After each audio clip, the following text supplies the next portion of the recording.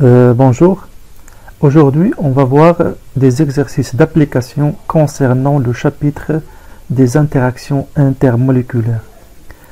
Ce chapitre a pour objectif de connaître les différents types d'interactions faibles entre molécules et aussi l'influence de ces interactions intermoléculaires sur les propriétés physico-chimiques de la matière. Donc, je commence par un petit rappel. La liaison chimique, qu'elle soit covalente ou ionique, assure la cohésion des atomes au sein des édifices moléculaires de la matière. L'assemblage de ces molécules pour former les différents états de la matière révèle de forces plus faibles. Interactions intermoléculaires. Ces forces ou ces interactions sont responsables à la cohésion des liquides ou solides moléculaires. Elles sont classées de faible énergie. Elles sont beaucoup plus faibles que la liaison covalente. On parle alors d'interaction ou bien d'interaction intermoléculaire de faible énergie ou encore de liaison intermoléculaire de faible énergie. Dans cette catégorie de liaisons, on distingue les liaisons dites de Van der Waals et les liaisons hydrogènes. C'est quoi une liaison de Van der Waals? C'est une interaction intermoléculaire entre molécules. Elle est de type électrostatique et lorsqu'on dit électrostatique, ça veut dire qu'elle s'établit entre des dipôles. Je vous rappelle qu'un dipôle peut être permanent. C'est le cas des molécules polaires qui possèdent un moment dipolaire non nul, mu est différent de 0, ou encore un dipôle induit, et c'est le cas des molécules non polaires. Tenant compte de cette interaction entre ou qui s'établit entre deux dipôles, que ce soit permanent ou induit, on distingue alors trois formes d'interaction possibles. Interaction entre molécules polaires, c'est-à-dire entre une molécule polaire et une molécule polaire, ce type d'interaction est appelé ou bien nommé interaction de Kisson. On parle aussi d'interaction entre dipôles permanents. Deuxième cas, c'est l'interaction entre molécules polaires et molécules apolaires. Ou encore entre dipôles permanents et un dipôle induit. Ce type d'interaction est nommé interaction de Debye. Dernier type d'interaction de faible énergie, c'est l'interaction qui peut s'établir entre deux molécules ou bien entre molécules apolaires, c'est-à-dire entre deux dipôles induits. Dipôle induit, et on parle d'interaction de London. Deuxième liaison de faible énergie est la liaison hydrogène. C'est une liaison très importante et il joue un rôle très important dans la chimie organique. Alors, c'est quoi une liaison hydrogène? C'est une liaison qui s'établit entre un atome d'hydrogène lié à un atome très électronégatif tel que l'oxygène, l'azote ou le fluor et un autre hétéroatome qui possède un doublet libre tel que l'oxygène, l'azote ou le fluor, etc. Cependant, une liaison hydrogène peut être intramoléculaire ou intermoléculaire. Pour bien comprendre, je donne les deux exemples suivants. Dans cet exemple-là, j'ai une liaison hydrogène. Pourquoi? Parce que H est lié à l'oxygène qui est plus électronégatif et un autre, j'ai l'azote qui porte un doublet libre. Donc là, je parle d'une liaison hydrogène, mais elle est de nature intermoléculaire. Pourquoi? Parce qu'elle s'établit entre deux molécules, que ce soit identiques ou différentes. Dans le deuxième exemple, là aussi j'ai une liaison hydrogène. Pourquoi? Parce que j'ai un atome d'hydrogène qui est lié à l'oxygène plus électronégatif et un autre hétéroatome, l'oxygène aussi, qui porte un doublet libre. Mais dans cet exemple-là, je parle d'une liaison intramoléculaire. Pourquoi? Parce que la liaison hydrogène s'établit à l'intérieur de la même molécule. La intermoléculaire et ici intra, c'est-à-dire à l'intérieur de la même molécule. Autre point qui est très important dans ce chapitre-là, c'est l'influence de ces liaisons intermoléculaires sur les propriétés physico-chimiques de la matière, c'est-à-dire par un exemple, les températures de changement de phase, T d'ébullition, T de fusion, etc. En effet, si ce type de liaison intermoléculaire est présente, que ce soit des liaisons d'hydrogène ou des liaisons de Van der Waals, elle entraîne des modifications très importantes dans les propriétés moléculaires. Donc, plus ces interactions ou bien ces liaisons intermoléculaires sont importantes, plus les températures de changement d'état sont élevées. Et si on veut interpréter ou bien expliquer les propriétés physico-chimiques des espèces moléculaires, il est nécessaire de prendre en considération ces deux types d'interactions. Par exemple, les interactions de Van der Waals qui dépendent de la polarité et la polarisabilité des molécules. Donc, lorsqu'on dit polarité, ça veut dire moment dipolaire. Donc, il dépend du moment dipolaire. La polarisabilité, c'est-à-dire que ces interactions dépendent de la taille, de la masse molaire des molécules. Plus la polarité d'une molécule est grande, plus les interactions sont importantes. Et plus la polarisabilité est importante, c'est-à-dire plus la masse molaire est grande, plus ces interactions sont aussi importantes. Donc, par conséquent, la température de changement d'état augmente lorsque la masse molaire augmente ou lorsque le moment dipolaire augmente.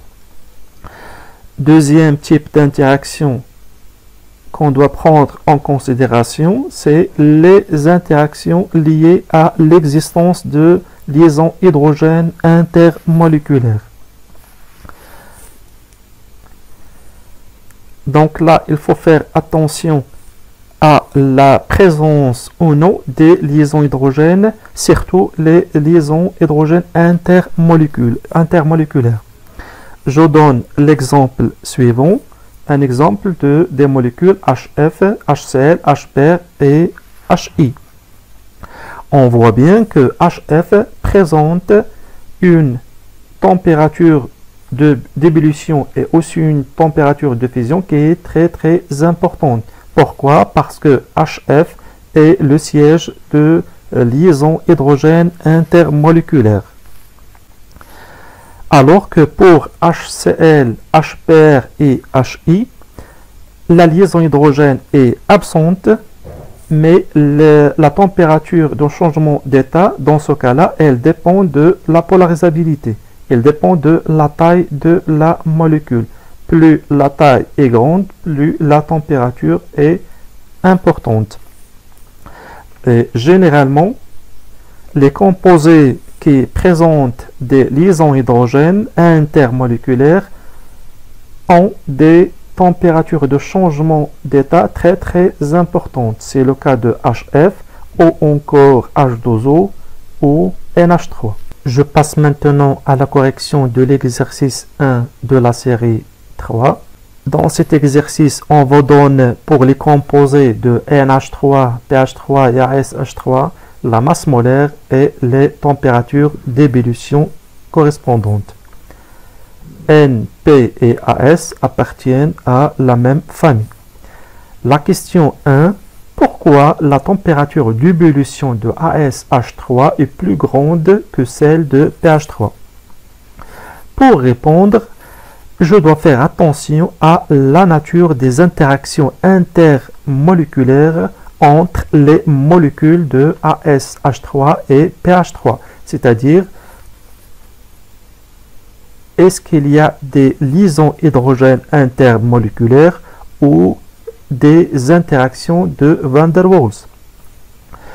Selon l'électronégativité de l'hydrogène, le phosphore et l'arsenic, je vois bien que ces atomes-là ont des électronégativités voisines. Donc, il n'y a pas de liaison hydrogène entre les molécules de ASH3 et aussi entre les molécules de PH3.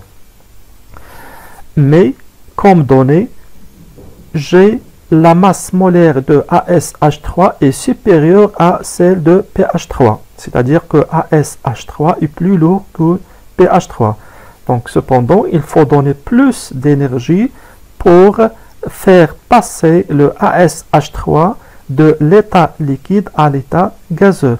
Donc, c'est pour ça que sa température d'ébullition est très grande par rapport à celle de PH3. Donc, ici, comme conclusion, la température d'ébullition augmente avec la masse molaire, avec la taille de la molécule. Question 2. Expliquez pourquoi les températures d'ébullition de NH3 est plus élevée que celle de PH3 et ASH3. Alors, bien que la masse molaire de NH3 est inférieure à celle de PH3 et ASH3, NH3 présente une température d'ébullition très grande. Pourquoi? Eh bien parce que NH3 présente des liaisons hydrogènes entre ces molécules. Donc, tenant compte de la différence d'électronégativité entre l'azote et l'hydrogène, on peut avoir des liaisons hydrogènes entre un atome d'hydrogène lié à un atome d'azote qui est plus électronégatif et un autre atome d'azote de l'autre molécule. Cette liaison est déterminante. Elle stabilise NH3, d'où une température d'ébullition très élevée. Cette liaison est absente dans le cas de PH3 et ASH3, tenant compte de la faible différence d'électronégativité entre le phosphore et l'hydrogène d'une part et entre l'arsenic et l'hydrogène d'autre part. Ce qu'il faut retenir dans cet exemple-là, c'est que les substances présentant des liaisons hydrogènes intermoléculaires ont des températures plus élevées que les autres composés de la même famille. Question numéro 3. La température d'ébullition de SPH3 sera-t-il plus élevée ou plus faible que celle des trois autres composés? Donc là, je vais comparer la température d'ébullition de SBH3 par rapport à celle de NH3, PH3 et ASH3. Donc, concernant NH3, on a dit que cette molécule-là, ou bien ce composé, est stabilisé par des liaisons hydrogènes, donc il présente une température d'ébullition très élevée. Or, je sais bien que la masse molaire de SPH3 est plus grande que celle de PH3 et ASH3. Pourquoi? Parce que Sp, se trouve dans la même famille que celle de NP et AS et présente un numéro atomique plus grand, donc une masse molaire très grande.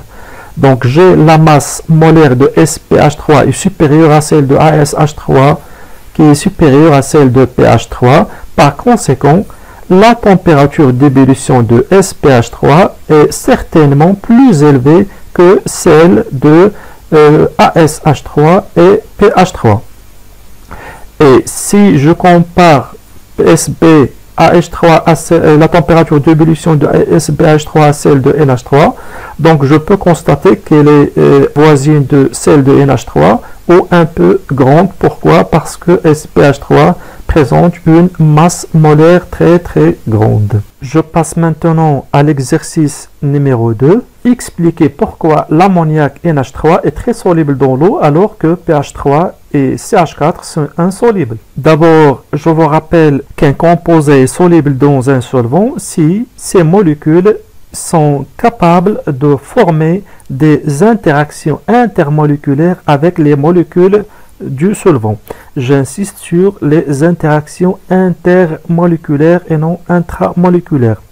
Plus les interactions intermoléculaires sont fortes, plus la solubilité est grande. Dans le cas où le solvant est l'eau, la solubilité augmente avec la présence de liaisons hydrogènes entre, bien sûr, les molécules de solidité et les molécules de l'eau. Pour notre question, l'ammoniac est très soluble dans l'eau. Pourquoi? Eh bien parce qu'il y a présence de liaisons hydrogènes entre les molécules d'eau et les molécules d'ammoniac. Donc j'ai l'ammoniac qui est entouré par des molécules d'eau grâce aux liaisons hydrogènes. J'ai une liaison hydrogène entre H lié à l'azote qui est plus électronégative et l'oxygène de l'eau qui possède des doublés libres. Donc les molécules de NH3 sont entourées par les molécules d'eau grâce aux liaisons hydrogènes.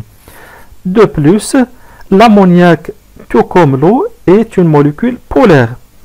Donc, en plus des liaisons hydrogènes, j'ai une interaction dipôle permanent, ce qui augmente la température d'ébullition. Pour pH3 et tenant compte de l'électronégativité voisine de P et H, cette molécule ne présente pas de liaison hydrogène et elle est dans ce cas-là une molécule apolaire. De même pour CH4, elle est insoluble dans l'eau. Pourquoi? Parce que cette molécule est aussi une molécule qui est apolaire vu la symétrie tétraédrique de CH4. Question numéro 2. Le dioxyde de soufre SO2 a des températures de changement d'état beaucoup plus importantes que le dioxyde de carbone, pourtant de taille comparable. De plus, SO2 est 10 fois plus soluble que CO2 dans l'eau. Quelle est l'origine de ces différences? Donc, alors pourquoi les températures de changement d'état de SO2 est beaucoup plus importante que celle de CO2 et quels sont les facteurs derrière cette différence? Si je prends SO2, selon Lewis et Gillespie, SO2 présente une forme coudée. Donc, il s'agit d'une molécule qui est polaire, alors que CO2, elle est linéaire, donc c'est une molécule qui est apolaire.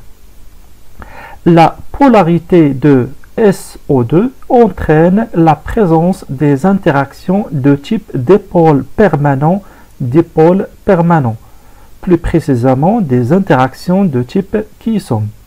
Alors que CO2, il y a absence de ce type d'interaction puisque la molécule est apolaire. Mais, pour préciser, on peut dire que CO2 présente des interactions de type dipôle induit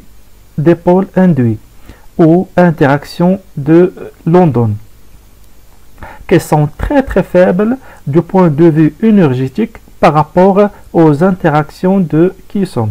Donc, pourquoi les températures de changement d'état de SO2 sont beaucoup plus importantes que celles de CO2? Eh bien, parce que SO2 présente des interactions dipôles permanents. Quant à la solubilité de SO2, qui est 10 fois plus grande que celle de CO2, en plus de la polarité de SO2, cette molécule présente des doublés sur le soufre qui participent à l'interaction avec l'hydrogène de l'eau qui sont chargés positivement, ce qui entraîne une augmentation de la solubilité. Par contre, dans le cas de CO2, il n'y a pas de doublé libre sur le carbone. Pour la question numéro 3, dans la colonne des halogènes à température ambiante, F2 et Cl2 sont gazeux, Br2 est liquide, alors que I2 est solide. Donc, comment peut-on expliquer cette différence? Ces molécules sont apolaires.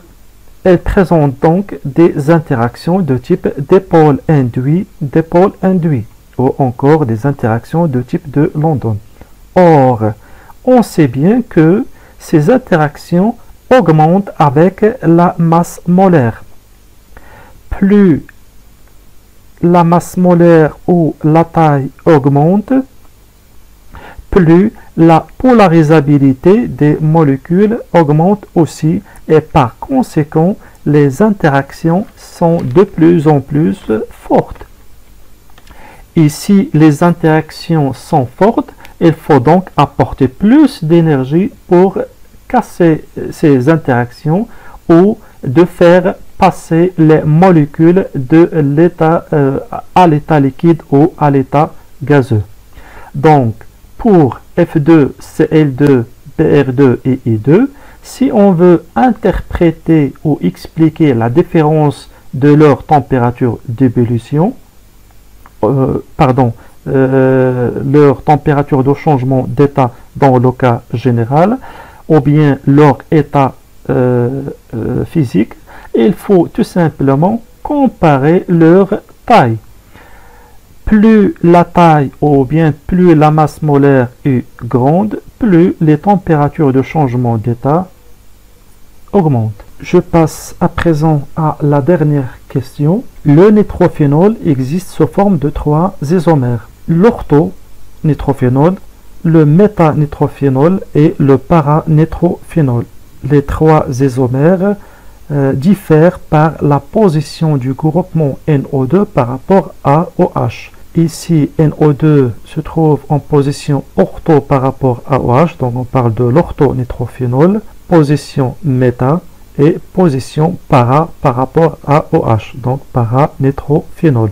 Les 3 isomères sont polaires, donc la question c'est d'attribuer ou de donner les températures de d'ébullition, donc attribuer ces 3 valeurs à chaque isomère. Là aussi, pour répondre à cette question, il faut tout simplement voir la nature des interactions entre molécules. Il faut tenir compte de la polarité des molécules et la taille et surtout la présence ou non des liaisons hydrogènes. Or, les 3 isomères ont même masse molaire, puisqu'il s'agit des isomères. Ils sont des molécules polaires et présentent aussi des liaisons hydrogènes. Cependant, l'isomère ortho présente une liaison hydrogène intramoléculaire, alors que le méta et le para présentent des liaisons hydrogènes intermoléculaires. Donc ces molécules-là seront plus liées entre elles. De ce fait, l'isomère ortho présente alors la température d'ébullition la plus basse, donc c'est 116, et le méta et le para présentent les températures d'ébullition les plus grandes. Or, puisque le para est plus polaire que le méta, sa température d'ébullition sera la plus grande. Donc, je vais attribuer la valeur 204 degrés C au para et la valeur 194 au méta.